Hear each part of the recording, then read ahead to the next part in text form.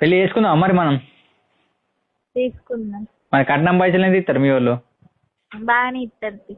మరి కట్నం ఇయ్యదు మరి నేను చేసుకోను మరి. అబ్బో ఇంకా ఫ్రీగా వస్తే ఇంకా దెంగిపోదామనా దండిలంగా.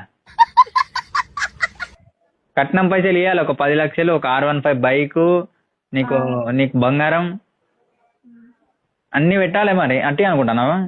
అట్టిగా చేస్తారా మరి నిన్ను? ఆయన పెళ్లి మా ఇంటికన్నా అవుతుంది. లేదు మాకైతే లేచిపోదాం, రిజిస్టర్ ఆఫీస్ లో పెళ్లి చేసుకుందాం, దండ వేసుకుందాం, నైట్ అయితే కథం డోర్ వేసుకుందాం. గడ వేసుకుంటే ఏం బాధ? ఇంటికాడి నాకు పెళ్లి చేసుకుంటా అంటే సిగ్గు తెలుసా? ఎందుకంటే అందరు మనల్ని చూస్తారు, మనం స్టేజ్ మీద ఉంటే అంత నాకు ఇంట్రోవర్ట్ అన్నట్టు. అందరు మనల్ని చూస్తే నాకు సిగ్గు అనిపిస్తే, నాకు 2 నిమిషాలు ఈ బస్సులో కూర్చుంటేనే సిగ్గు, అందరు నాకే చూస్తారని. ఇంకా పెళ్లిలో గుద్దల మంది వస్తారు, చుట్టాలు బిట్టాలు అందరూ స్టేజ్ మీద మనల్ని చూస్తారు, నాకు సిగ్గు అనిపిస్తుంది. ఊహిస్తేనే భయంకరంగా ఉంది.